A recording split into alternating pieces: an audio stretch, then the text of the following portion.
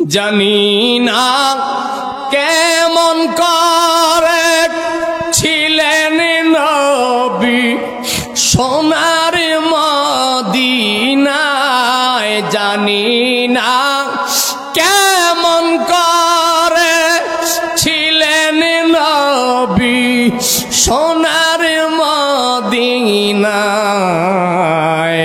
যে সময় এ জিদের দোল হোসাইনের গোলায় তলোয়ার চালায়, যে সময় এ জিদের দোল হোসাইনের গলায় তলোয়ার চালায়। হে হোসেন নবীজির আওলাদ সালাম জানায়, মোরা তোমার সালাম জানায়, মোরা তোমার সালাম জানায়, মোরা তোমায়। জোরে বলেন না আল্লাহু আকবার। আমার নবী দুনিয়া থেকে জাহিরি ভাবে ইন্তেকালের আগে আমার নবী বলেছিল, আমি রাসূল যেদিন দুনিয়া থেকে ইন্তেকাল করব, ইন্তেকালের পরে 30 বছরের ভিতরে যদি কেউ হয় তারা আমি নবীর খলিফা হবে। 30 বছর পার হয়ে গেলে তাদেরকে তোমরা খলিফা বলতে পারবে না। আমার হুজুর জাহিরি ভাবে পর্দা করার পরে প্রথম নাম্বার খলিফা হয়েছেন সিদ্দিক আকবর, দ্বিতীয় নাম্বার খলিফা হয়েছেন ফারুক আজম, তৃতীয় নাম্বার খলিফা হয়েছেন ওসমান গনি রাদিয়াল্লাহু তাআলা আনহু, চতুর্থ নাম্বার খলিফা মাওলা আলী রাদিয়াল্লাহু তাআলা আনহু, পঞ্চম নাম্বার খলিফা ইমাম হাসান রাদিয়াল্লাহু তাআলা আনহু। একবার বড় করে বলেন না আল্লাহু আকবার। আমি যদি ধারাবাহিক বলতে চাই আলোচনা লম্বা হয়ে যায়, কিন্তু শিরোনামের ভিতরে মূল কথাগুলি জানায়া দেয়। সিদ্দিক আকবর দায়িত্ব পালন করতেছেন, কোন রকম দায়িত্বের পরে দ্বিতীয় নাম্বার খলিফা ফারুক আজম, তাকে দুনিয়াতে বিদায় করার জন্য মুনাফিকেরা চক্রান্ত চালায়া দিছে। এ মুসলমান, এক পর্যায়ে দেখা যায় হযরত ফারুক আজমকে নামাজের ভিতরে ওই মুনাফিকের দলেরা শহীদ করে দিয়েছেন। এবার 3 নাম্বার খলিফা ওসমান গনি রাদিয়াল্লাহু তাআলা আনহু, তাকেও মুনাফিকেরা বিদায় করার জন্য চক্রান্ত চালায়া দিছে।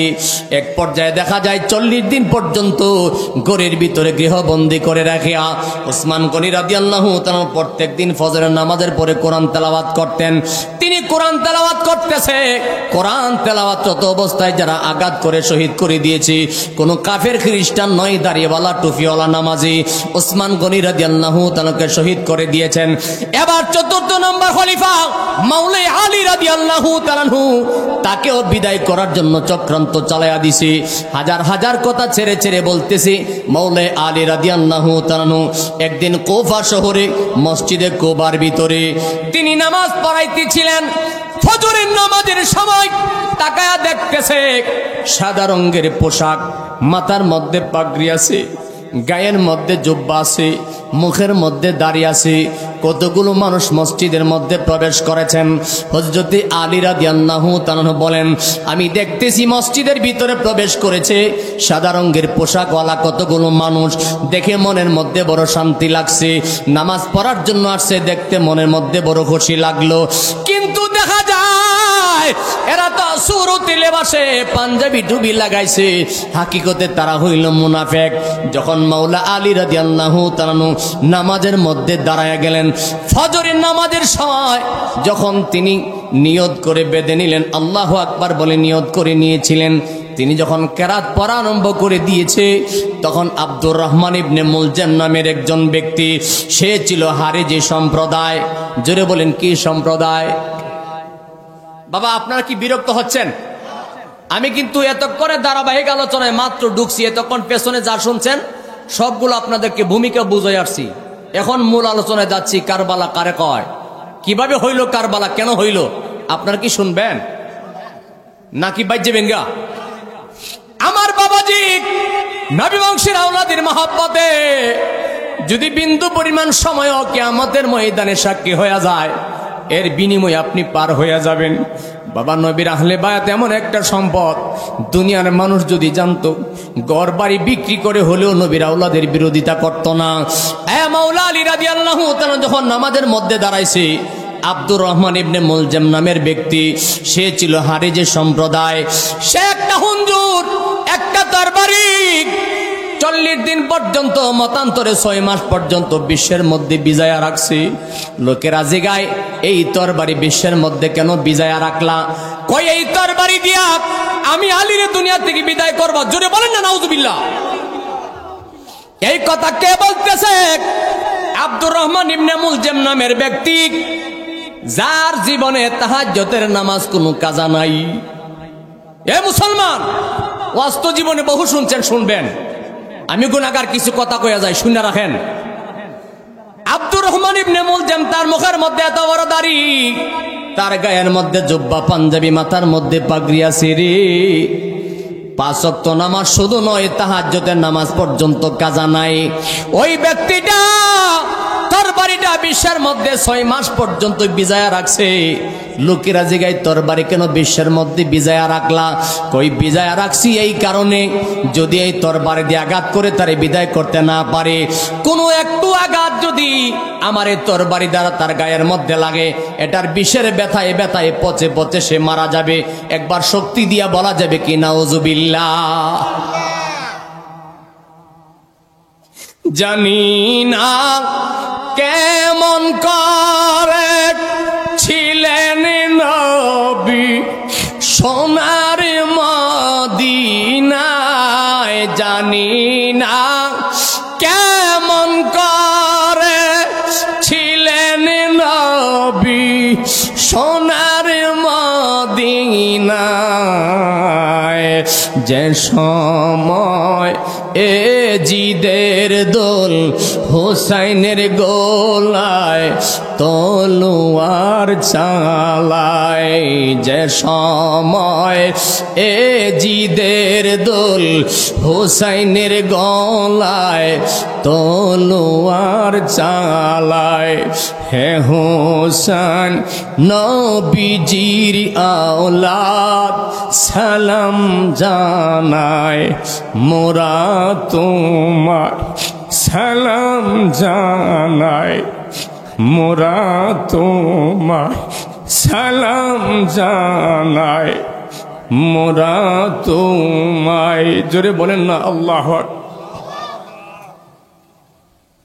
হযরতে আলী রাদিয়াল্লাহু তাআলা নামাজের মধ্যে দাঁড়াইছে।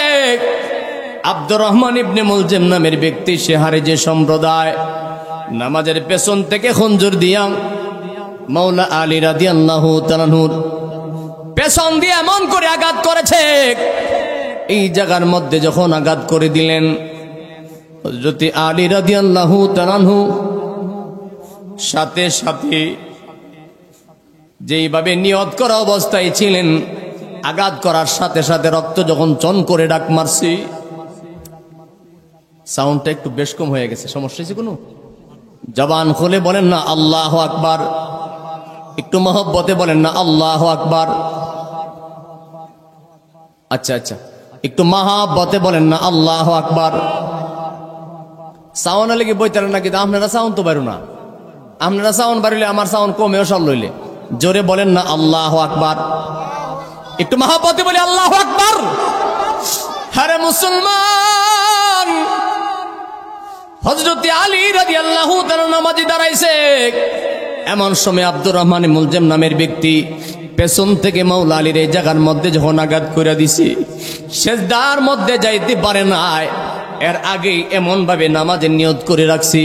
আস্তে করে যখন ডলে পড়ে যাচ্ছিলেন, ডান দিকে যিনি দাঁড়িয়েছিলেন মাওলা আলী কেমন করে আঞ্জামারা ধরলেন, ডাক দিয়ে বলতেছে, হুজুর আপনার গায়ে আঘাত করেছে, রক্তগুলি ঝরতেছে, কিন্তু আপনি দিন নামাজের নিয়ত ছাড়েন না, আপনাকে তারা মেরে ফেলতেছে।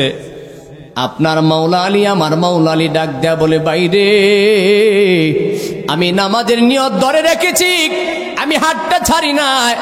আমাকে মুনাফিকের দলের আঘাত করে দুনিয়া থেকে বিদায় করে দিতে চায়, কিন্তু আমি দুনিয়ার মায়া সব ছাড়তে পারি, রাহমাতাল লিল আলামিনের প্রেম ছাড়তে পারি না। জোরে বলেন না আল্লাহু আকবার। সাথে সাথে এমন করে আঞ্জামাইরা ধরছে আর পেছন থেকে আঘাত শুরু করছে। হযরত আলী রাদিয়াল্লাহু তাআলা বলেন, আমি কিসের কারণে ছাড়ি নাই? না ছাড়ার কারণ হলো কাল কিয়ামতের কঠিন ময়দানে আমি আমার রবের কাছে বলতে পারবো, আল্লাহ ও মালিক, আমাকে তারা দুনিয়া থেকে বিদায় করার জন্য যেভাবে চক্রান্ত করেছে আমি এর ভিতরে তোমার হুকুম নামাজ ছাড়ি নাই। যদি বলেন না সুবহানাল্লাহ।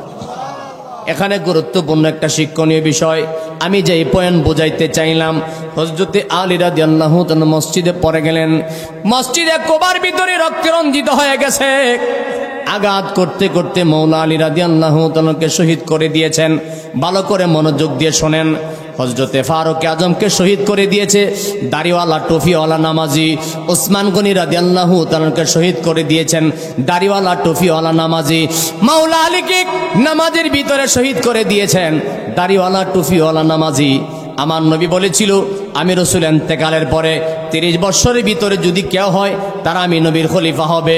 কিন্তু 30 বছর পূর্ণ হওয়ার মাওলা আলীকে যখন বিদায় করে দিলেন, 30 বছর পূর্ণ হওয়ার আরো 6 মাস বাকি আছে। জোরে বলেন কয় মাস? বাবা তারা তো সাউন্ডে বইতারে না, কিন্তু আমার তো সাউন্ডটা কমলে একটু বেশ সমস্যা হয়। একটু সামান্য আমার সাউন্ড একটু সামান্য বাড়ায় দেন যাতে তারা কোনো অসুবিধা না হয়।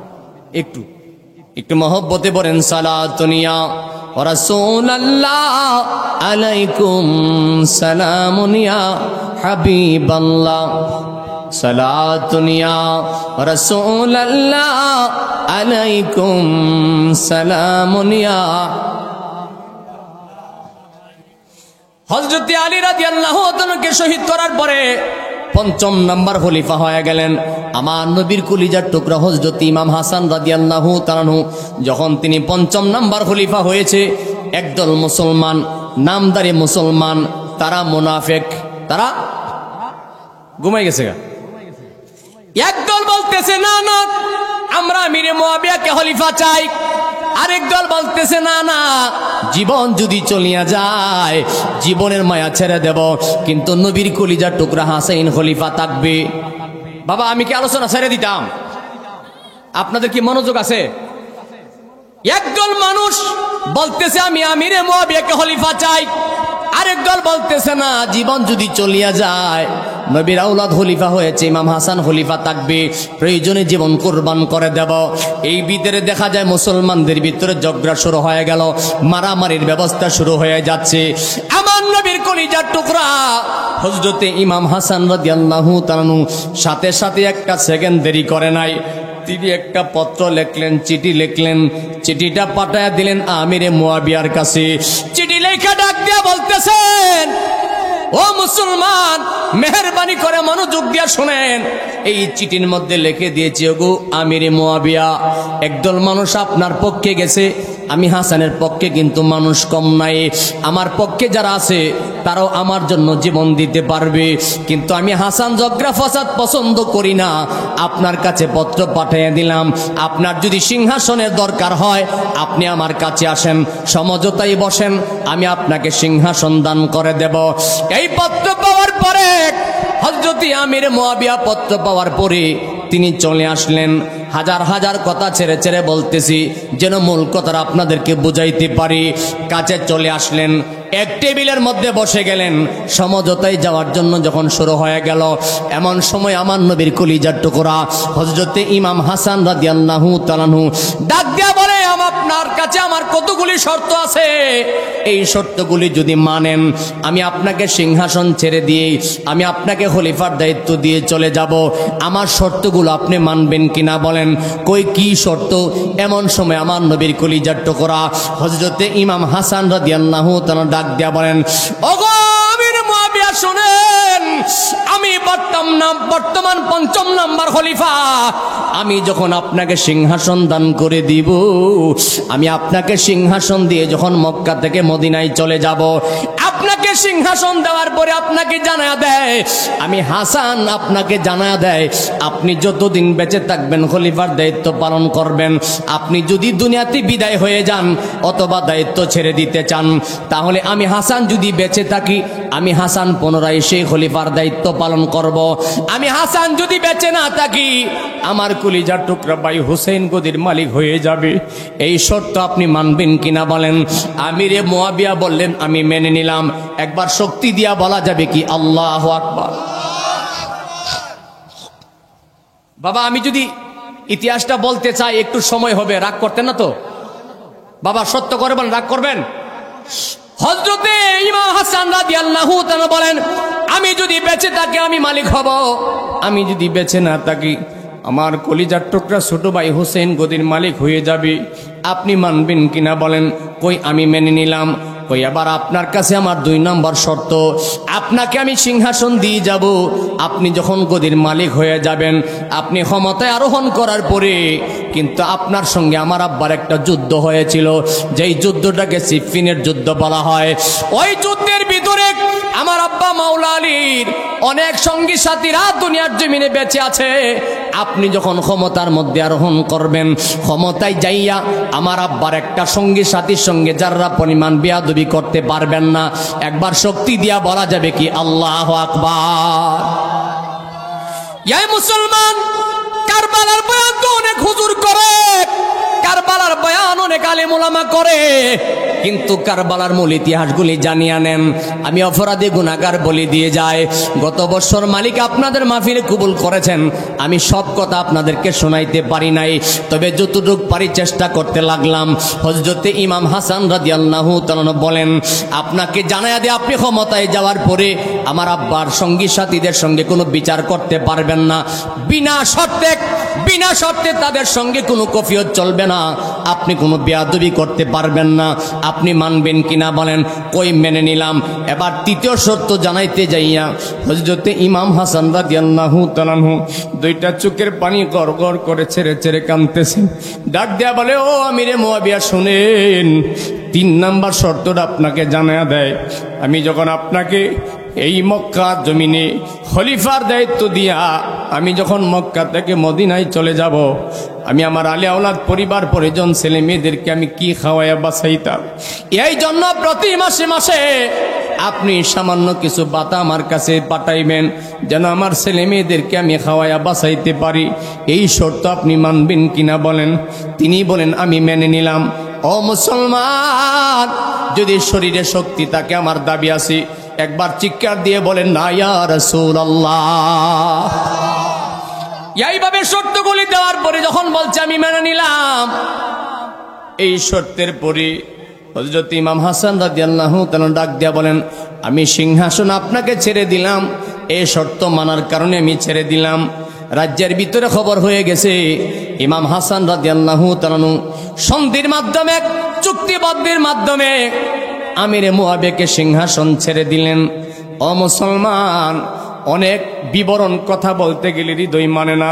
যেইভাবে শর্তগুলি দিয়েছিল, শর্তগুলি পরবর্তীতে একটা বাস্তবায়ন হয় না, সবগুলি এলোমেলো হয়ে গেছে।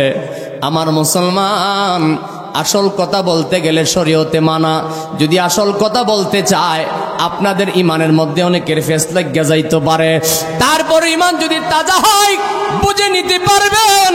হযরত আলী রাদিয়াল্লাহু তাআলা যখন দুনিয়া থেকে ইন্তেকাল করেছিলেন, মা ফাতেমা রাদিয়াল্লাহু তাআলা যখন ইন্তেকাল করেছিলেন, হযরত ইমাম হাসান হোসেন রাদিয়াল্লাহু তাআলা যখন জীবিত ছিলেন, এমন সময় ইমাম হাসান রাদিয়াল্লাহু তাআলা যখন তিনি সিংহাসন দিয়ে মক্কা থেকে মদিনায় যায়, মক্কা থেকে মদিনায় যাওয়ার সময় যখন হুজরার ভিতরে চলে গেছে, চোখের পানিগুলি ছেড়ে কাঁদতেছে। তিনার বিবি ডাক দিয়া বলে, হুজুর আপনার চোখের মধ্যে কেন পানি দেখা যায়? ইমাম হুসাইন রাদিয়াল্লাহু তাআলা চোখের পানিগুলি মুছতেছে আর মাথাটা নিচের দিকে দিয়া শুধু কাঁদতেছে। তিনার বিবি রাজি গায়ে, হুজুর কেন আপনার চোখের মধ্যে পানি?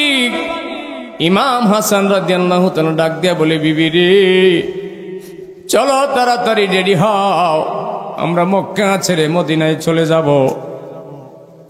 বিবি ডাক দেয়া বলে, স্বামী কোন অপরাধের কারণে চলে যাবে? কিসের কারণে ছেড়ে যাবেন? কোন অপরাধের কারণে আজকে আমরা মক্কা ছেড়ে মদিনায় যাইতে হয়? ইমাম হাসান রাদিয়াল্লাহু তাআলা ডাক দেয়া বলে, বিবি বুঝাইতে পারবো না, যদি বুঝাইতে চাই হৃদয় মানবে না। ইমাম হাসান রাদিয়াল্লাহু তাআলা বলেন, বিবি চলো, আলী আওলাদ পরিবার পরিজনদেরকে নিয়ে যখন যাইতে যায়, হযরত ইমাম হাসান রাদিয়াল্লাহু তাআলা নানার কথা স্মরণ করিয়া নানাকে ডাক দিয়া বলে, নানা গো,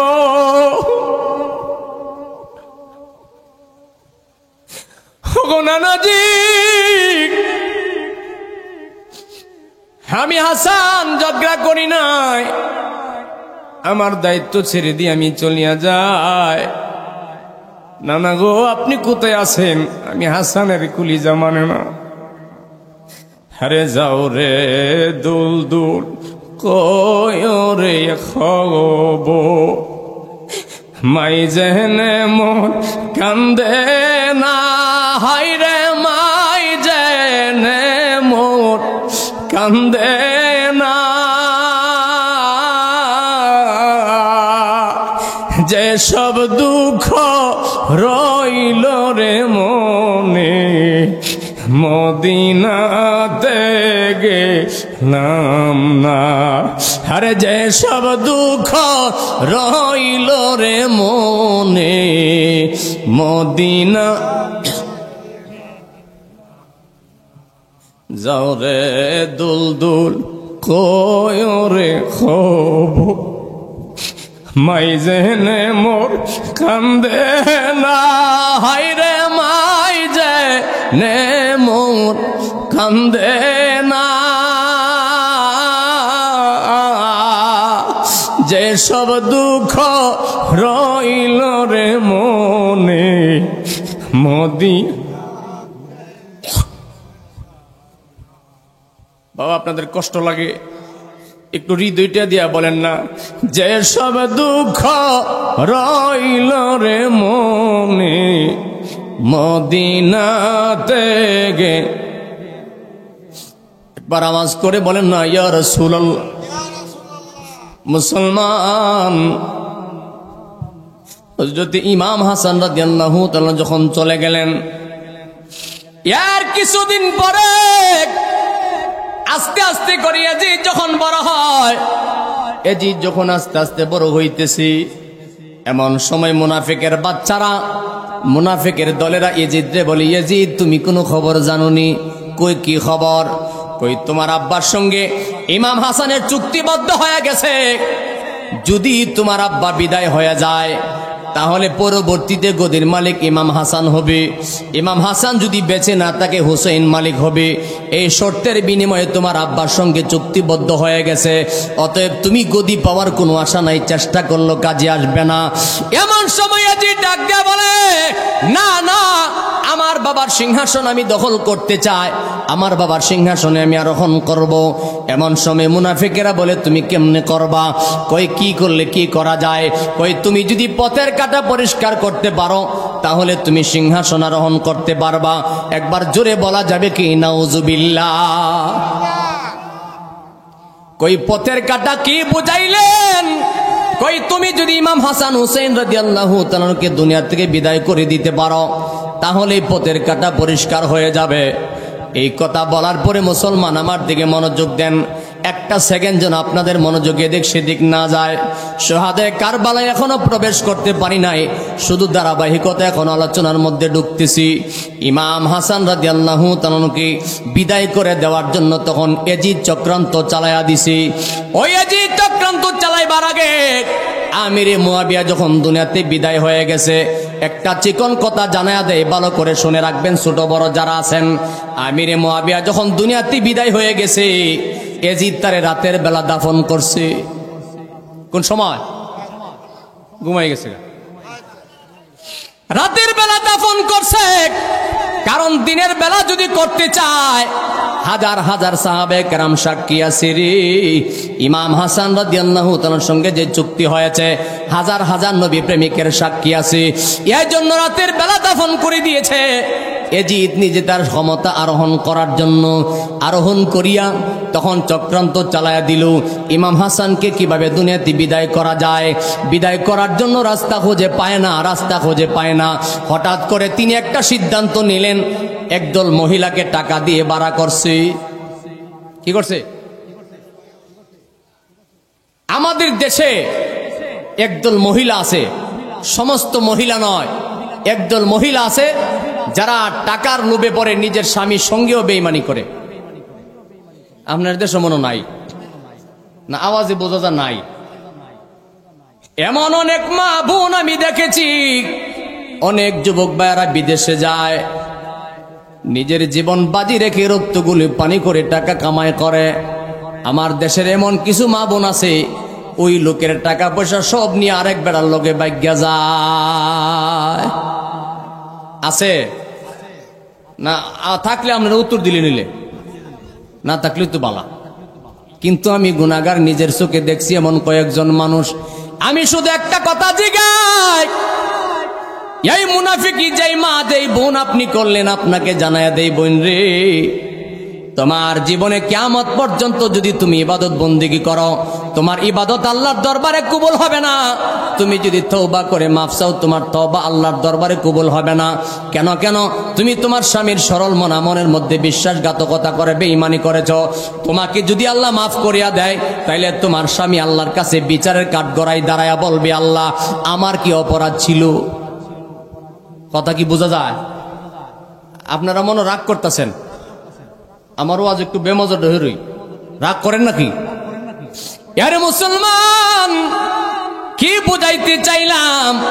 টাকা দিয়া মহিলা ভাড়া করছে, এই মহিলাদের ভিতরে একটা বৃদ্ধ বয়সের মহিলাকে ভাড়া করলেন। কিতাবে দেখলাম মহিলার নাম হলো মাইমুনা। নাম কি? ঘুমাই গেছে গা। ওই মহিলাকে টাকা দিয়ে ভাড়া করছে আর বলছে, তুমি ইমাম হাসানের বিবি জায়েদার সঙ্গে ঘরের মধ্যে বেশি বেশি আসা যাওয়া করবা, একটা গভীর সম্পর্ক তৈরি করবা।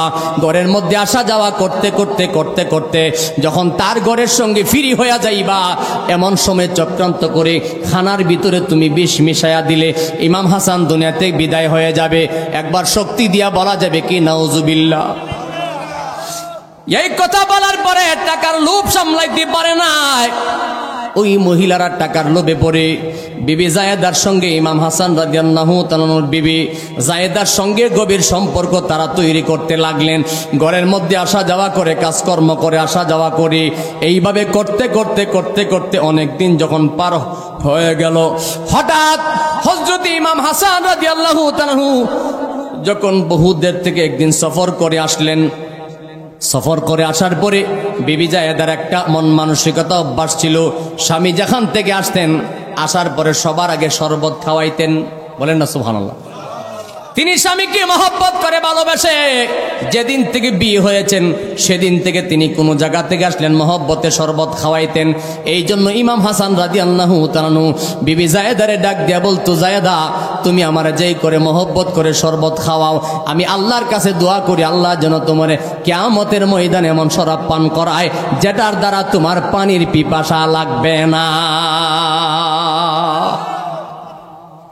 আমার বাবারা যারা শুনতেছেন, মা বোনেরা যারা শুনতেছেন, আমি আমার মা বোনদের কাছে বলবো, মা গো, আপনি যদি আপনার স্বামীর খেদমত করেন, ভালোবাসেন, এই ভালোবাসার বিনিময়ে দুনিয়া তো পাইবেন, মরার পরেও পাইবেন। আপনি যদি স্বামীর সঙ্গে বেঈমানি করেন, বাটফারি করেন, দুনিয়া তো লাঞ্ছিত হবেন, পরকালেও আপনার কোনো উপায় থাকবে না। আমার বাবারা বিবি জায়েদার সঙ্গে সম্পর্ক তৈরি করে নিয়েছে। অনেকদিন পরে ইমাম হাসান রাদিয়াল্লাহু তাআলা যখন সফর থেকে আসলেন, হুজরার ভিতরে প্রবেশ করলেন। এমন সময় সাথে সাথে বিবি জায়েদা ভেতর থেকে তিনি শরবত বানায়া দিলেন। ইমাম হাসান রাদিয়াল্লাহু তাআলা বিসমিল্লাহ বলে পান করলেন। পান করার পরে তাকায়া দেখতেছে কলিজার মধ্যে ব্যথা শুরু হয়ে গেছে। বিবি রে, কি শরবত খাওয়াইলি, আমার কলিজা কেন ব্যথা করি? বিবি জায়েদা বলেন, স্বামী আল্লাহ জাতের কসম করে বলি, আমি কিছুই জানি না, আমি কিছুই জানি না। এমন সময় ডাক দেয়া বলে, বিবি আমার কলিজা চিরে যাচ্ছে, তুমি আমার কি খাওয়াইলা? ইমাম হাসান বলে, ব্যথা আমি সহ্য করতে পারি না। কাউকে কোনো কিছু বলে নাই। ইমাম হাসান রাদিয়াল্লাহু তাআলা নানার কথা মনে হয়ে গেছে, একবার বড় করে বলেন না, ইয়া রাসূলুল্লাহ। নানার কথা মনে হয়ে গেছে, কারো কাছে কোনো কিছুই বলে নাই। দৌড়াইয়া রওনা দিছে, নানা রওজা মুবারকের দিকে রওনা দিছে। যাইতে যাইতে আপনারা আমার নবী রাহমাতুল আলামিন নবীর রওজা মুবারকের মধ্যে যাইয়া গড়াগড়ি করতেছে, ধুলা বালিগুলি গায়ের মধ্যে লাগাইতেছে।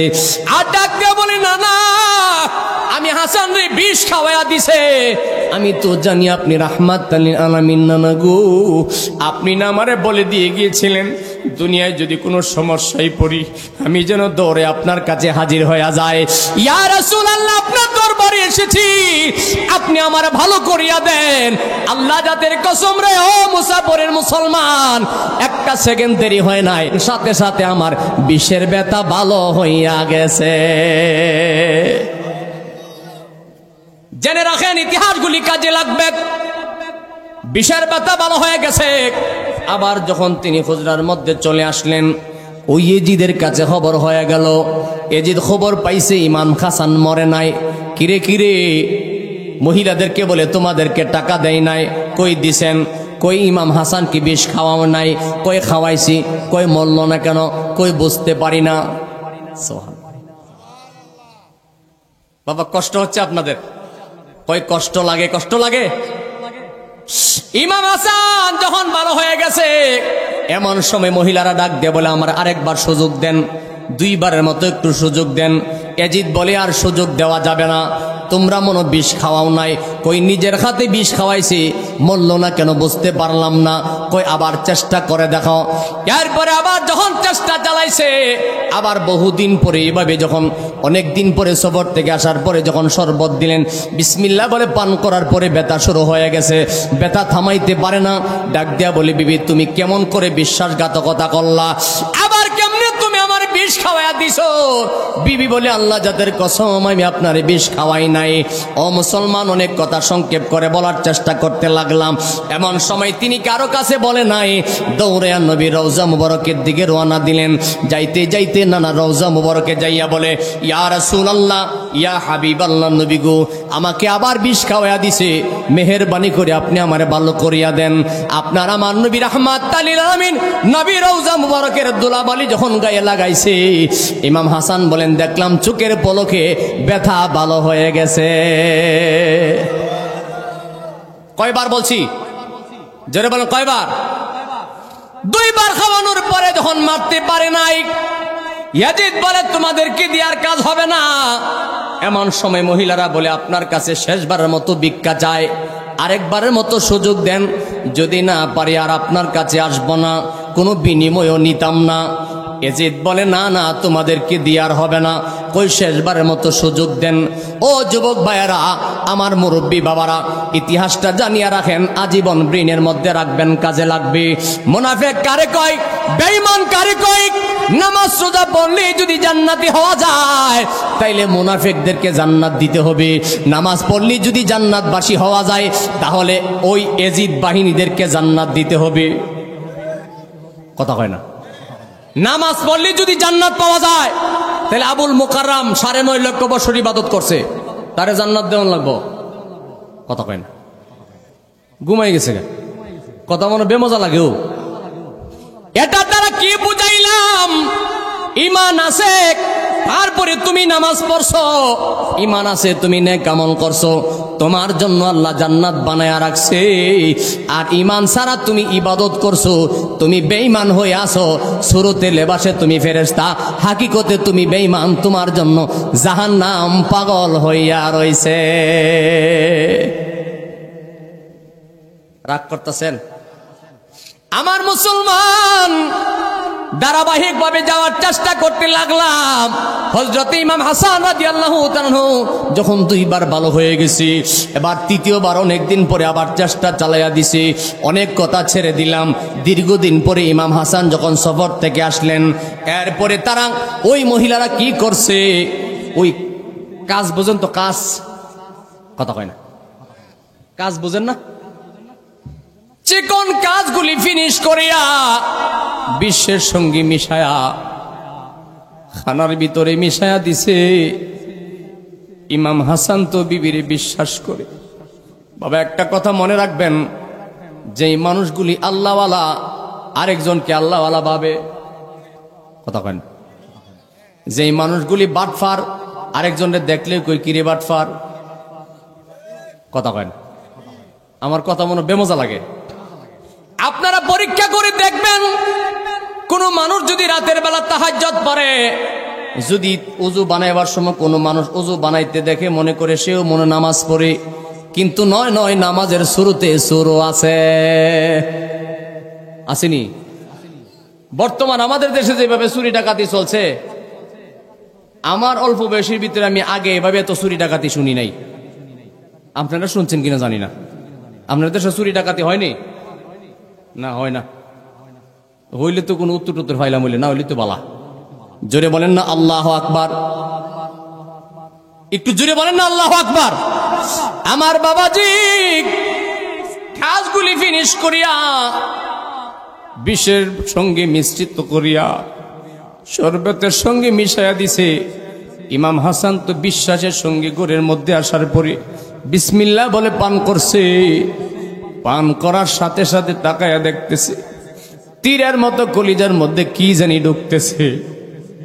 ইমাম হাসান ডাক দিয়া বলে, বিবি রে, বিবি আমার কি খাওয়াইলি, কি খাওয়াইলি? আমার কলিজাটি ছিদ্র হইয়া যাইতেছে। বিবি গো, তুমি আমার কি খাওয়াইছো? ইমাম হাসান বলে, 2 বার আমারে বিষ খাওয়াইছে, এমন লাগে নাই, কিন্তু আজকে কেমন বিষ খাওয়াইছে রে? ইমাম হাসান বলে, আমি দাঁড়িয়ে থাকতে পারতেছি না। আস্তে আস্তে করে তিনি বসে গেছে। ইমাম হাসান তাকায়া দেখে কলিজার মধ্যে যখন তীরের মধ্যে লাগতেছিল, জবান দ্বারা মুখ দ্বারা রক্ত বাহির হওয়া শুরু হয়ে গেছে।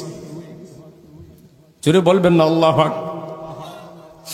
মুখ দিয়া যখন রক্ত বাহির হওয়া শুরু হয়ে গেছে, এমন সময় ইমাম হাসান রাদিয়াল্লাহু তাআলা বুঝতে পারলেন আমার নানার কাছে যাইতে হবে। আমার নানার কাছে না গেলে আমার মনে শান্তি হবে না, উপায় থাকবে না। ইমাম হাসান রাদিয়াল্লাহু তাআলা 2 বার নানা রওজা মুবারকে গেছে, ভালো হয়ে গেছে। এবার চেষ্টা করতেছে নানা রওজা মুবারকে যাওয়ার জন্য, কিন্তু চেষ্টা করলে কি হবে, দাঁড়াইতে পারতেছে না। এমন সময় তিনি দেখলেন দাঁড়াইবার মতো যখন কোনো পরিবেশ নাই, ছোট্ট করে তার আশেপাশে যারা আছে তাদেরকে ডাক দেয়া বলে, কে তোমরা, কোথায় আছো? আমারে যে কাজ করছে, আমি মনে হয় দুনিয়াতে আর বেশিক্ষণ থাকবো না। আমার ছোট ভাই হুসাইন কই রে? আমার ছোট ভাই হুসাইন একটা খবর দে।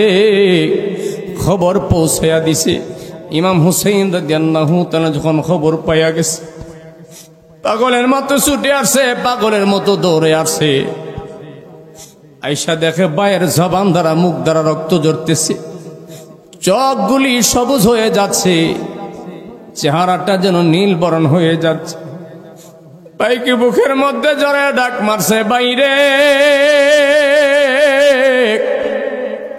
ভাই, তোমার এমন কাজ কে করলো রে ভাই? আমার কাছে একবার কও, আমি তারে দুনিয়ার জমিনে থাকতে দিতাম না। ইমাম হুসাইন রাদিয়াল্লাহু তাআলা পাগল পারা হয়ে গেলেন। এমন সময় ইমাম হাসান ডাক দিয়া বলে, হুসাইন বাইরে আমার কাছে আয়। আমি বুঝতে পেরেছি আমার মায়ের দোয়ার চাঁদ আজকে উদয় হয়ে গেছে। আমি কিছুক্ষণের ভিতরে বিদায় হয়ে যাব। আমি তোমার কাছে কিছু কথা ওসিয়ত করে দিয়ে যায়। ও হুসাইন, আমি ভাই বিদায় হয়ে যায়, টেনশন করিস না, কান্নাকাটি করা লাগবে না। আমি তোরে আমার আল্লাহ রাসূলের কাছে, নানার কাছে সুপর্দ করে দিয়ে যায়। তবে ভাই, তোর কাছে একটা কথা কয়, আমার আলে আওলাদ পরিবার পরিজনদেরকে তুমি একটু দেখা রাখো। ও ভাই, সকিনার সঙ্গে কাশেমের বিয়ের ব্যবস্থাটা করিয়া দিও। আরো অনেক কথা, সেই কথা বলতে গেলে লম্বা হয়ে যাবে। এই কথাগুলি বলতেছেন ইমাম হাসান রাদিয়াল্লাহু তাআলা চোখের পানি ছেড়ে কাঁদতেছেন। ভাই হুসাইন পাগল পারা হয়ে গেছে, পাগল পারা হয়ে গেছে। দরমায়ের হাতের মধ্যে তরবারি নিয়ে ডাক দেয়া বলে, ভাই আমার কাছে একবার কও, এমন কাজ কে করছে? আমি তারে দুনিয়ার জমিনে রাখবো না। ইমাম হাসান বলে, ভাই হুসাইন পাগলামি করো না, আমি বুঝতে পারছি কিছুক্ষণের ভিতরে আমি বিদায় হয়ে যাব। তবে ভাইরে, আমি তোরে আল্লাহ রাসূলের কাছে হাওলা করে দিয়ে গেলাম। মন খারাপ করিস না, টেনশন করা লাগবে না, তোর কোনো চিন্তা করা লাগবে না। জোরে বলেন সুবহানাল্লাহ।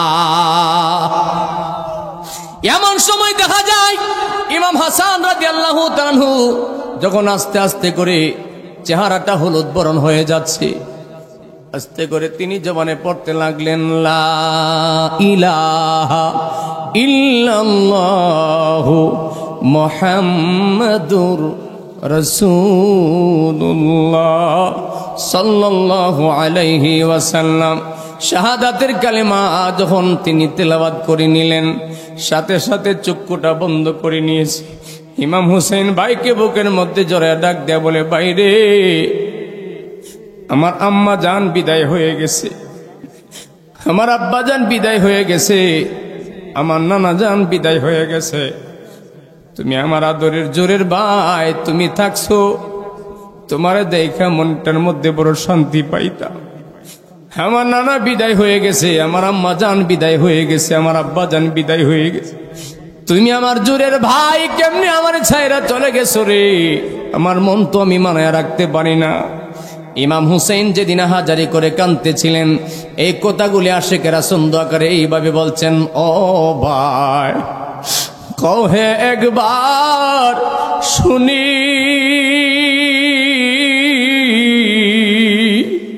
কে তোমারে খাওয়াইল জোহর রাসূলের পরানি রে, ভাইরে আমার সোনার চন্দ্রমণি, ও ভাই কহে একবার শুনি,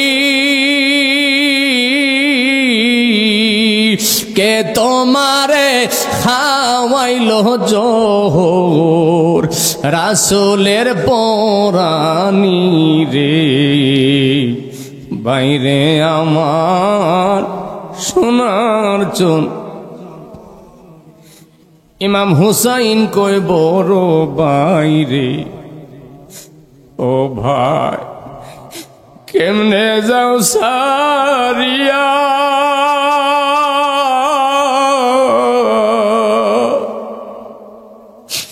আজকে দেখে গেলাম রে আমি বাইহারা হইয়া রে, ভাইরে আমার সোনার চন্দ্রমণি।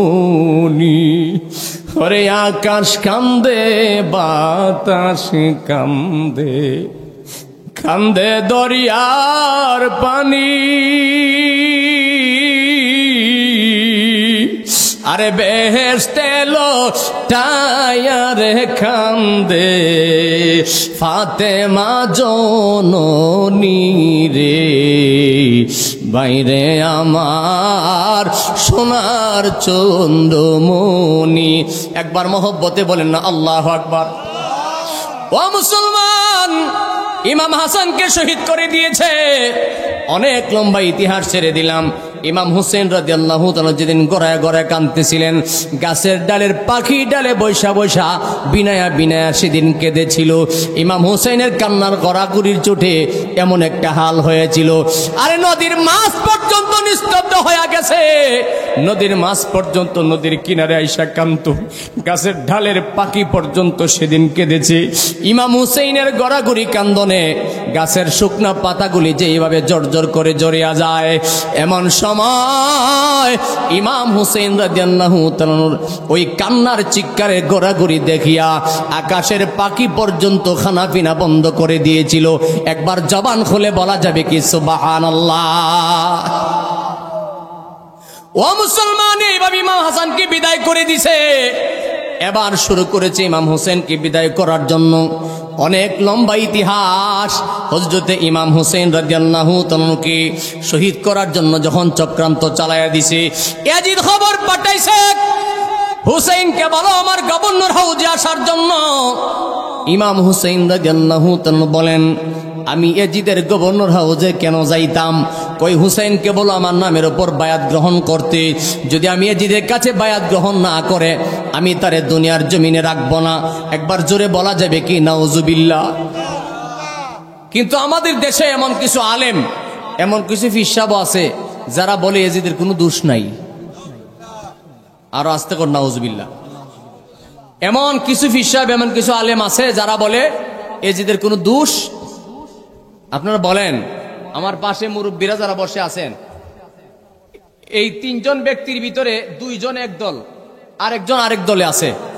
ঝগড়া করার পরে এই মাহফিলে আপনারা যারা মানুষ আছেন সবাই যদি বলেন তারা এই দুইজনের যা বলছে সব সঠিক এবং তারা ভালো, আপনারা যদি সবাই সাপোর্ট দেন এই দুইজন ভালো, তাহলে বোঝা যায় এই লোকটা খারাপ। কথা বোঝা যায় না? কি বুঝাইতে চাইলাম? সবাই যদি বলেন তারা ভালো, তাহলে বোঝা যায় সে খারাপ। এটার মুখ দিয়ে প্রকাশ করে বলা লাগে না, এমনিতেই বোঝা যায় সে খারাপ। অর্থাৎ বর্তমান জামানায় যে সমস্ত আলেম রাফি সাহরা বলে এজিদের কোনো দোষ নাই, তাইলে বোঝা যায় দোষটা হুসাইনের ছিল। কথা মনে বুঝেন না? যারা এজিদকে ভালো বুঝাইতে চায় তাহলে বোঝা যায় দোষটা ইমাম হুসাইন রাদিয়াল্লাহু তাআলার ছিল। আর ইমাম হুসাইন রাদিয়াল্লাহু তাআলার উপর দোষ চাপাইবার সাথে সাথে সে বেঈমান হয়ে যায়, কাফের হয়ে যায়। ওয়াজ বুঝেননি কিছু না? লোক লোক মাথা ঝুঁকিতেছেন। কেউ যদি ইমাম হুসাইনের উপর দায়ী করতে চায় ইমাম হুসাইনের দোষ ছিল, সে সাথে সাথে বেঈমান হয়ে যাবে। কথা বলেন না কেন? সে কি হয়ে যাবে? বেঈমান হয়ে যাবে। এবার তার দাড়ি যত বড় থাকুক না কেন, যেমন আব্দুর রহমান ইবনে মুলজাম এত বড় দাড়ি থাকার পরে, পাঞ্জাবি থাকার পরে, তাহাজ্জুদ পর্যন্ত কাজা না থাকার পরেও মৌলা আলীকে মসজিদে কুবার ভিতরে হুঞ্জুর দিয়ে আঘাত করে শহীদ করে দিয়েছে। সেই দল এখনো আছে না নাই? এই আওয়াজে বোঝা যায় মুনাফিকি আছে। জোরে বলেন আছে না নাই? মিয়া কারবালার ওয়াজ করলে তো রক্ত গরম হয়ে যায়। এটা ইমানি চেতনা। যদি আপনি ইমানদার হন, আপনি মুনাফিকি সহ্য করতে পারবেন না। কথা বলেন না? ইমানদার হইলে মুনাফিকি সহ্য করতে পারবেন না। আর ইমান যদি দুর্বল হয় তাহলে কইবেন ওই যে নামাজ পড়লে তো সারে, সুন্নি হবির কাম কি? আছে না নাই? যদি কেউ কথা বলে সুন্নি হবির কাম কি, নামাজ পড়লি চলে, বুঝবেন তার ইমান সঠিক। কারণ ইমানদার ব্যক্তি বলতে হবে আকীদায়ে আহলে সুন্নাত ওয়াল জামাত, হক দল, সঠিক দল, নবীর আহলে বাইতের পক্ষে থাকতেই হবে। নবীর আহলে বাইতের বিরুদ্ধে গেলে জাহান্নামী। কথা কয় না? বিরুদ্ধে গেলেই জাহান্নামী পরিষ্কার। কেন? আমার নবীজি বলেছেন ইন্নাল হাসানা ওয়াল হুসাইনা ফি শাবাবি আহলিল জান্নাত। আমার হাসান হুসাইন জান্নাতের ময়দানে সরদার। নবীজি বলেন আমার হাসান হুসাইন জান্নাতের ময়দানে সরদার। মা ফাতেমার বেলায় বলা হয়েছে ফাতেমাতা সাইয়্যিদাতুন নিসাই আহলিল জান্নাহ। আমার ফাতেমা হুদার জগতের সমস্ত রমণীদের জান্নাতের সরদার। আমার নবী কই ইমাম হাসান হুসাইন পুরুষের সরদার, মা ফাতেমা মহিলাদের সরদার। তাইলে আজকে যারা মা ফাতেমারেও পাক পাঞ্জেতন মানে না, ইমাম হাসান হুসাইন যারা মানে না, নামাজ পড়তে পড়তে সেজদায় দাগ হয়ে গেছে, মনে রাখতে হবে সে ইজিদের অনুসারী হয়ে গেছে। নামাজ পড়তে পারবে, জান্নাত নসিবে আসবে না।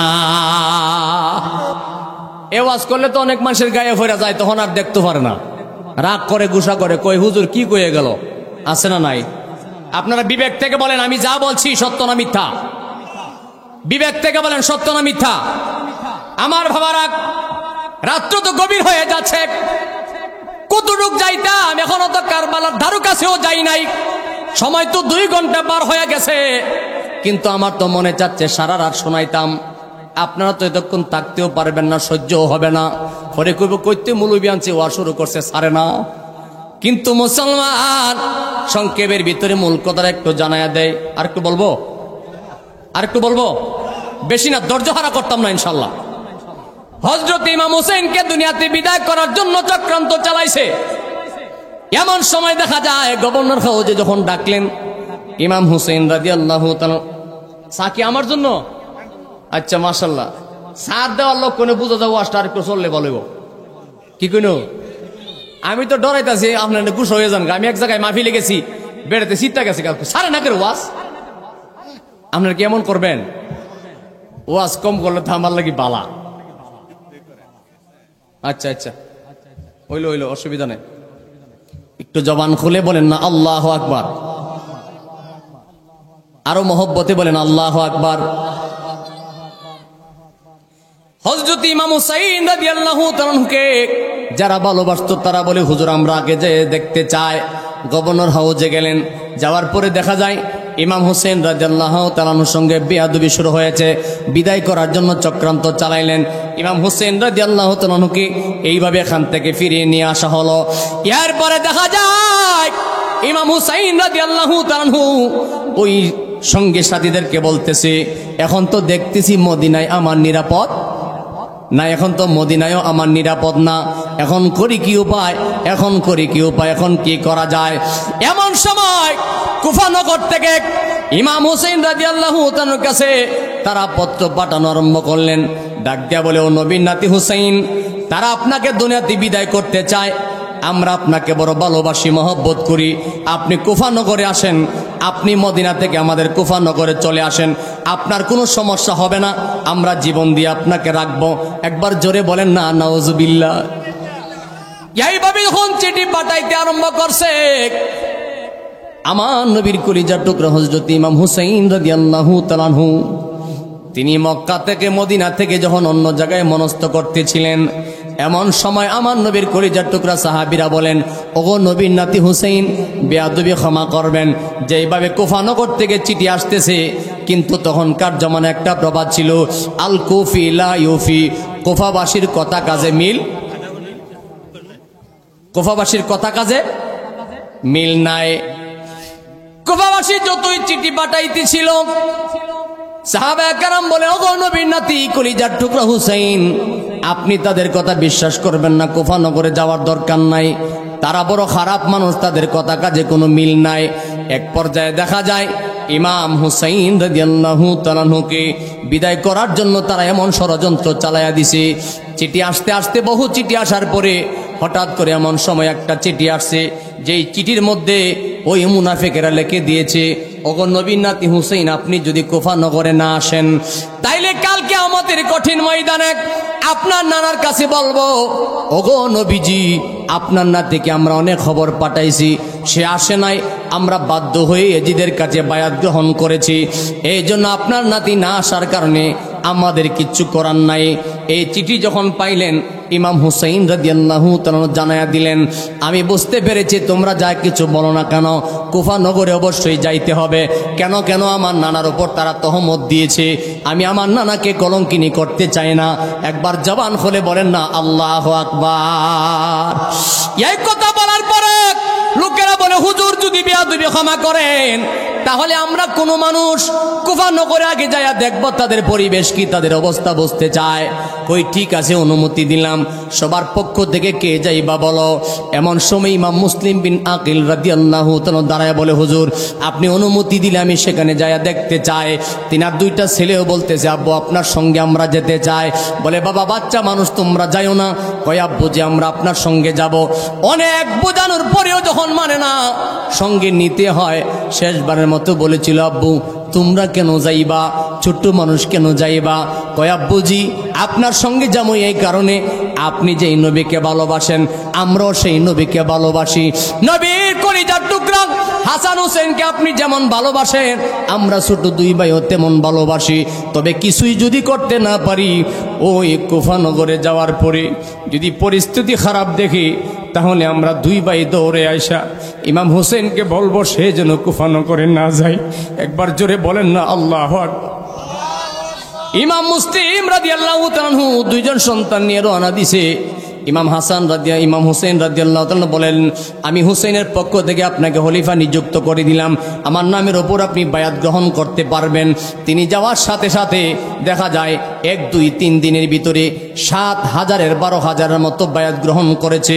7 দিন যাইতে না যাইতে 40,000-এর উপরে বায়াত গ্রহণ করে ফেলেছে।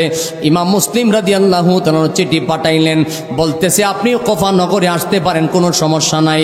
40,000-এর উপরে বায়াত গ্রহণ করে ফেলেছে। একবার জোরে বলা যাবে কি নাউজুবিল্লাহ? বাবা আসলে রাতও হয়ে যাচ্ছে, আপনারও বিরক্ত হয়ে যাবেন। আর তো শেষ করার মতো কোনো উপায় আমি দেখতাছি না, শেষ করার কোনো লক্ষণই নাই। একটু জোরে বলেন না আল্লাহু আকবার। আর মাত্র 5 মিনিট বলবো। কয় মিনিট? 5 মিনিটের ভিতরে আমি শেষ করে দিব, আর বাড়াইতাম না। হযরতে ইমাম হুসাইন রাদিয়াল্লাহু তাআলা আনহু যখন তিনি কি করলেন, যখন যাইতেছিলেন ওই জায়গায় যাওয়ার আগে ইমাম মুসলিম রাদিয়াল্লাহু তাআলা যখন সেই জায়গায় হাজির হয়ে গেল, দেখা যায় 40,000-এর উপরে মুসলমান হয়ে গেছে। ও মুসলমান, যখন এইভাবে চিঠি পাঠাইতেছিল, চিঠি পাওয়ার সাথে সাথে হযরতে ইমাম মুসলিম রাদিয়াল্লাহু তাআলাকে তারা অত্যাচার ও বিচার চালায়া দিছে, দুনিয়া থেকে বিদায় করার জন্য চক্রান্ত চালায়া দিলেন। এমন সময় ইমাম মুসলিম রাদিয়াল্লাহু তাআলা কষ্ট করে তিনি কয়েকটা চিঠি লিখলেন, চিঠিগুলি পাঠায়া দিলেন। ওই চিঠিগুলি ইমাম হোসেন রাদিয়াল্লাহু তাআলার কাছে যাওয়ার জন্য চিঠির মধ্যে লিখে দিলেন, ওগো নবীর নাতি হুসাইন, আপনি কুফা নগরে আসবেন না, তাদের ব্যবহার ভালো না। উপরে আমার কাছে তারা বায়াত গ্রহণ করেছে, কিন্তু ভেতরে তাদের মুনাফিকি, তারা আমাকে দুনিয়াতে বিদায় করার জন্য চক্রান্ত চালায়া দিছে, আপনি কুফা নগরে আসবেন না। কিন্তু মুনাফিকের দলেরা একটা চিঠিও নবীর আওলাদের কাছে পৌঁছাই নাই, সমস্ত চিঠিগুলি তারা গায়েব করে দিলেন। ইমাম মুসলিমকে যখন বিদায় করার জন্য মারার জন্য চক্রান্ত চালায়া দিছে, অনেক কথা ছেড়ে ছেড়ে বলতেছি, ইমাম মুসলিম রাদিয়াল্লাহু তাআলাকে শহীদ করে দিয়েছে। এমন সময় তার দুইটা বাচ্চা সন্তান বাবা ডাক দেয়া বলে, বাবা তোমরা একটা জায়গার মধ্যে আড়াল হয়ে যাও, পরিস্থিতি বেশি ভালো দেখতেছি না। ইমাম মুসলিম রাদিয়াল্লাহু তাআলা দুইটা সন্তান রে একটা জায়গার মধ্যে রাখা তিনি যখন একটু আড়ালে গিয়েছিলেন, বাচ্চা দুইটা কিছুক্ষণ পরে আয়সা দেখে তার আব্বা এই জায়গায় নাই। হে মুসলমান, নবী বংশের আওলাদ আমাদের জন্য জীবন দিয়ে গেছি, আর আজকে আমরা তাদের জন্য 1 ঘন্টার সময় ব্যয় করতে পারি না, মাথা নষ্ট হয়ে যায়। যুবক রে, ইমাম মুসলিমের দুইটা সন্তান দৌড়ে আসা দেখে তার বাবা যেই জায়গার মধ্যে ছিল আব্বারে খুঁজে পায় না, না পাওয়ার পরে দুইটা ভাই পাগল পাড়া হয়ে দৌড়ানো শুরু করছে, আমার আব্বা কই, আমার আব্বা কই। বাবারে তালাশ করে কোথাও খুঁজে পায় না। একজন লোকেরা ডাক দেয়া বলে, তোমার আব্বারে তো দুনিয়াতে বিদায় করে দেওয়া হয়েছে।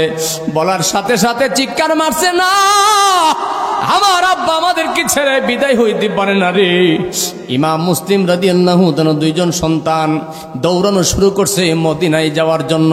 ইমাম হুসেন রাদিয়াল্লাহু তাআলাকে খবর বলবে, সে যেন কুফা নগরে না আসে। দৌড়ায়া যাইতে যাইতে এদিক সেদিক রাস্তা তো তারা চিনে না, বাচ্চা মানুষ। যাইতে যাইতে একটা জঙ্গলের কাছাকাছি চলে গেলেন। ভাবতেছে যে অবস্থা দিনের বেলা যদি যায়, মানুষ দেখলেই তো আমাদেরকে ধরে নিয়ে যাবে, রাতের বেলা যতটুক যাইতে পারি।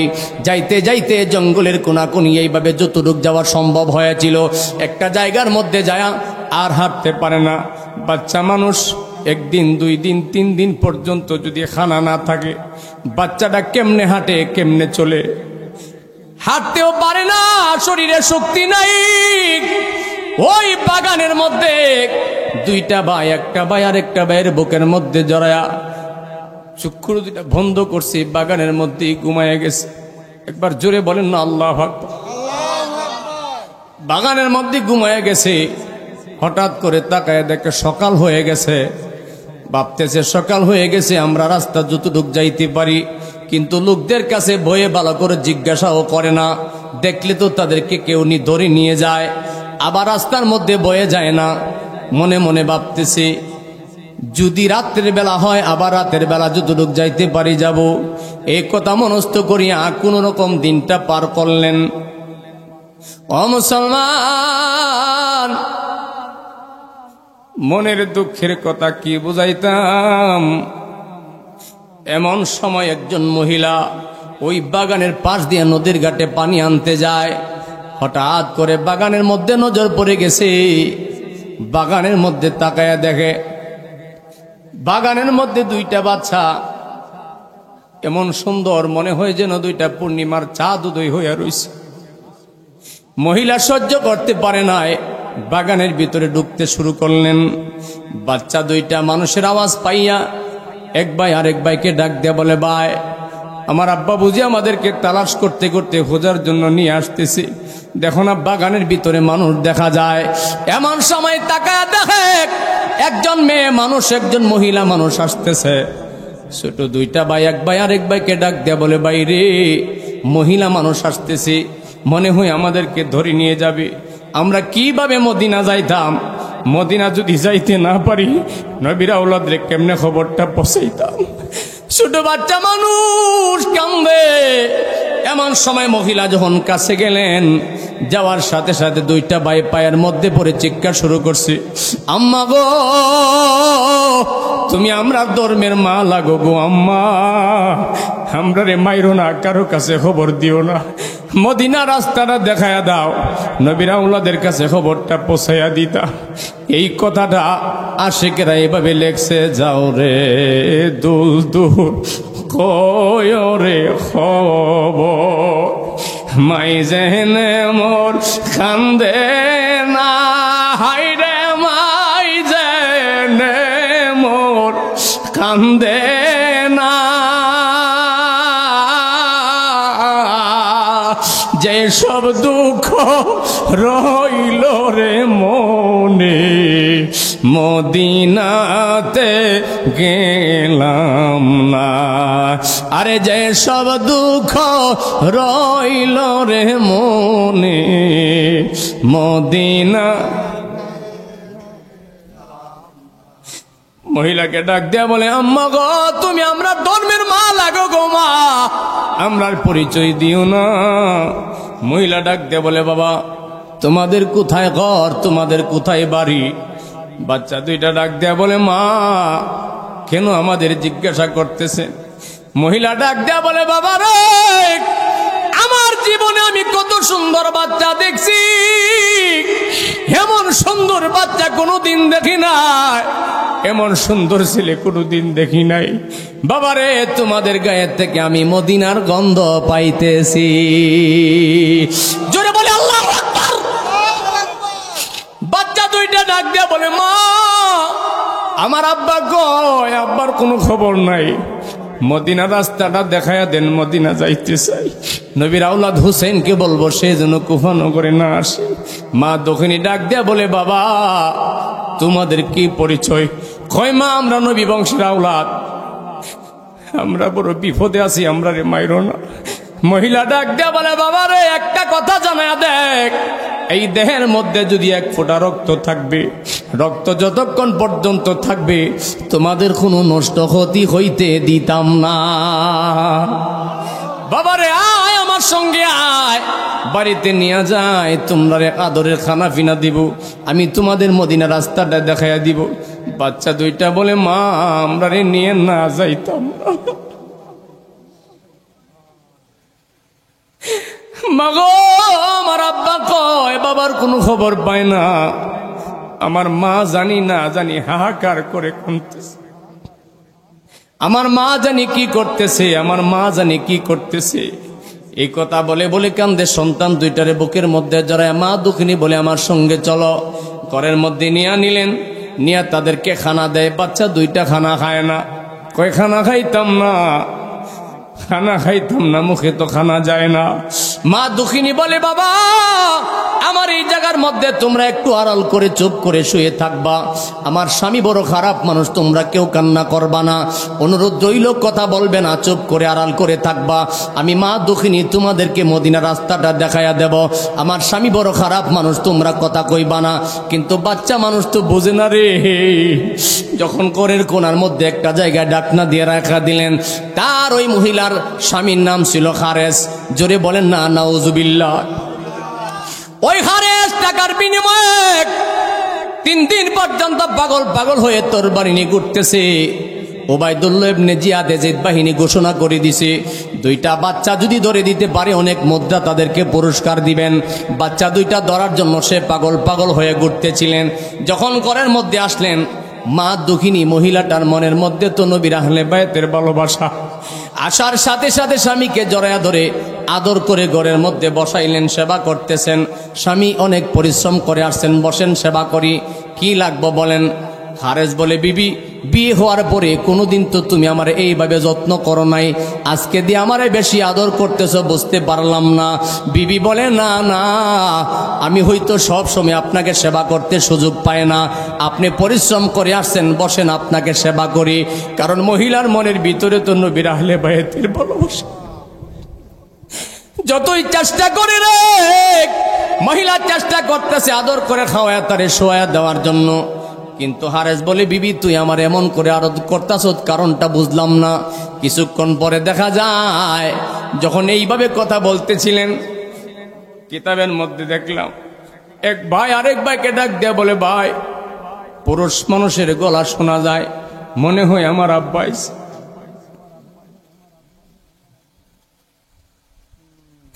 ওরে কারবালার জমিনে রে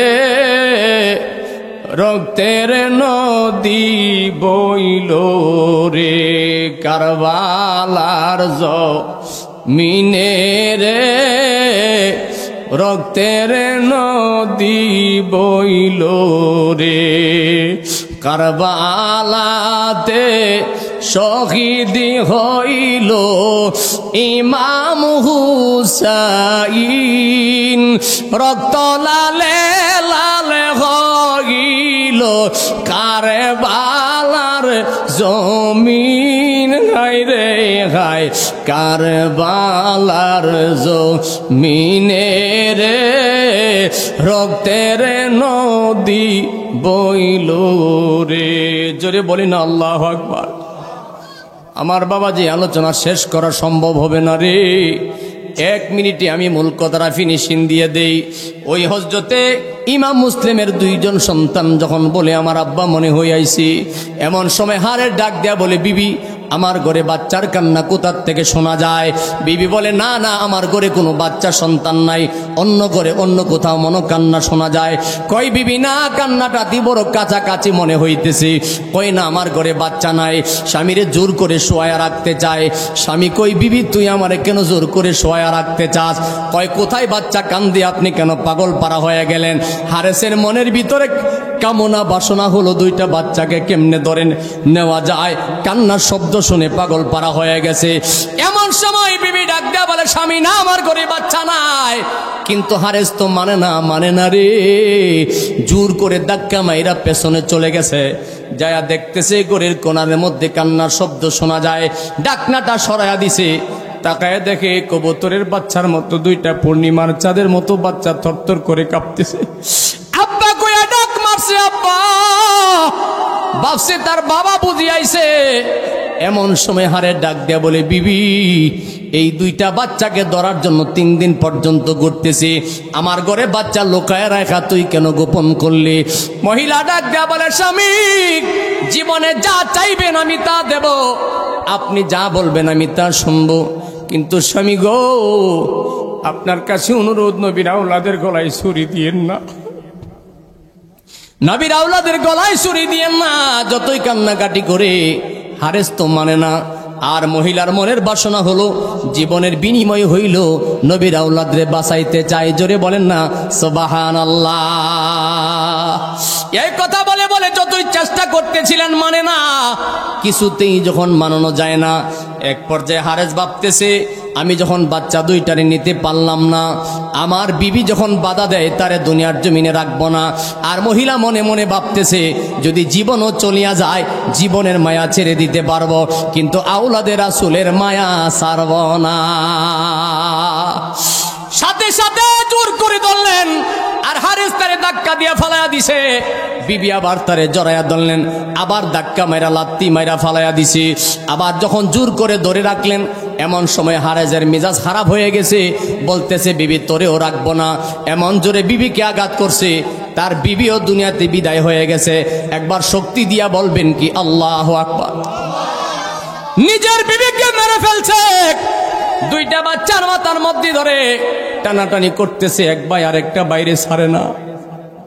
পাড়া দিয়ে ধরে জোর করে টান দিয়ে এক ভাই আরেক বাইরে ছাড়ে না। হারেস চিন্তা করছে যখন ছুটানো যায় না, এই অবস্থার ভিতরে তিনি ছুরি চালাইয়া দিবি। 2টা বাচ্চার মাথার মধ্যে ধরে এক ভাই আরেক ভাই কেমন করে ধরে রাখছে, ছাড়ে না। ওই ধরার ভিতরে হারেস তাদের গলার মধ্যে ছুরি চালাইয়া দিছে। জোরে বলবেন না নাউজুবিল্লাহ। ছুরি চালাইয়া দিছে, 2টা ভাইয়ের বাচ্চা মানুষের কচি গলা আলাদা হয়ে গেছে রে। 2টা ভাইয়ের গলা আলাদা করে নিছে, কিন্তু এক ভাই আরেক ভাইয়ের জড়াইয়া ধরে রাখছে। কিতাবের মধ্যে দেখলাম 2টা ভাইয়ের মাথা আলাদা হয়ে গেছে, কিন্তু এক ভাই আরেক ভাইকে ছাড়ে নাই। জোরে বলেন না সুবহানাল্লাহ। আমার বাবারা, অনেক ইতিহাস শেষ করা যায় না। নবী বংশের আওলাদে এইভাবে আপনার আমার জন্য জীবন দিয়ে গেলেন। হযরত ইমাম হোসেন রাদিয়াল্লাহু তাআলা আনহু যখন কুফা নগরে আসবেন রওনা দিয়েছিলেন। এই দিকে ইয়াজিদ উবাইদুল্লাহ ইবনে জিয়াদের কাছে খবর পৌঁছায় বলেছিল, উবাইদুল্লাহ ইবনে জিয়াদ, এই বসরার গভর্নর উবাইদুল্লাহ ইবনে জিয়াদ কুফা নগরের ভিতরে ইমাম হুসাইনের নামে মুসলিমের কাছে বায়াত গ্রহণ করে ফেলতেছে। তুমি তোমার জায়গার মধ্যে বাইকে রাখিয়া তুমি তাড়াতাড়ি কুফা নগরের মধ্যে চলিয়া যাও। এমন সময় ইমাম হুসেন রাদিয়াল্লাহু তাআলা আনহু ওই কুফা নগরে যাওয়ার আগে আগে উবাইদুল্লাহ ইবনে জিয়াদ কুফা নগরের মধ্যে ঢুকতেছিলেন। কিভাবে ঢুকবে? ইমাম হুসেন রাদিয়াল্লাহু তাআলা আনহু সব সময় পর্দা পশিদা অবস্থায় থাকতেন। এমন সময় ওই উবাইদুল্লাহ ইবনে জিয়াদ মাথার মধ্যে ঘোমটা দিয়া মাগরিবের সময় সন্ধ্যার সময় তিনি ঢুকতেছিলেন।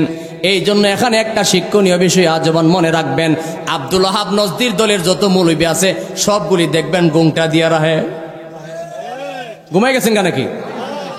দেখেন একটা নাম আছে কি জেনে, এটা এমন নাফরমানি কথা কয়, ঘোমটা দিয়া তৈরি রেহে, ঘোমটা দিয়া এমন বাপজাটা লাভ করে যেটা মুখ দিয়ে আসে না। কন্যা নাউজুবিল্লাহ। আমি কাউকে হেই প্রতিপন্ন করার জন্য কোনো কিছুই বলি না, তবে হক কথা বলাটাই মানি দায়িত্ব। কথা কন না? উবাইদুল্লাহ ইবনে জিয়াদ ঘোমটা দিয়া ঢুকতেছেন। এমন সময় সাধারণ মানুষ মনে মনে ভাবতেছে নবীর নাতি হুসাইন মনে ঢুকতেছে, পেছন দিয়ে নারায়ে তাকবীরের স্লোগান দিয়ে নিয়ে যাচ্ছে। আর উবাইদুল্লাহ ইবনে জিয়াদ মাথা নিচের দিকে দিয়ে হাঁটতেছে, এদিক সেদিক তাকায় নাই, রুমাল ঘোমটা দিয়ে রাখছে যেন মানুষ তাকে চিনতে না পারে। যাইতে যাইতে যাইতে যাইতে গভর্নর হাউসের ভিতরে ডুইকার সাথে সাথে গিট লাগাইয়া দিছে। লোকেরা কই কেরাস কারের সংবর্ধনা নিয়ে আসলাম, সেদিন আমাদেরকে কিছুই বলে না, গিট লাগাইয়া দিছে। সাধারণ মানুষ মনে মনে ভাবছে তিনি নবীর নাতি হুসাইন। এখন তাকায়া দেখে গভর্নর হাউসের ভিতরে ডুইকার দরজা লাগাইয়া দিছে। পরের দিন সকালবেলা উবাইদুল্লাহ ইবনে জিয়াদ হাতের মধ্যে তরবারি নিয়া কুফাবাসীকে ডাক দিয়া বলে, রে কুফাবাসীরা, যারা ইমাম হুসাইনের নামের উপর বায়াত গ্রহণ করছো, তোমরা সবাই ইয়াজিদের নামে বায়াত গ্রহণ করতে হবে, নইলে একজনের কল্লা রাখতাম না। এই ঘোষণা দেওয়ার সাথে সাথে মুনাফিকেরা চোখের পলকে বেঈমানি করে ইমাম হুসাইনের পক্ষ ছাড়িয়ে ইয়াজিদের পক্ষে চলে গেছে। একবার জোরে বলা যাবে কি নাউজুবিল্লাহ? বাবা, আমি অপরাধী গুনাহগার নয়। পৃথিবীর কোনো আলেম কিয়ামত পর্যন্ত যদি বয়ান করে নবীর আহলে বাইতের শান শেষ করা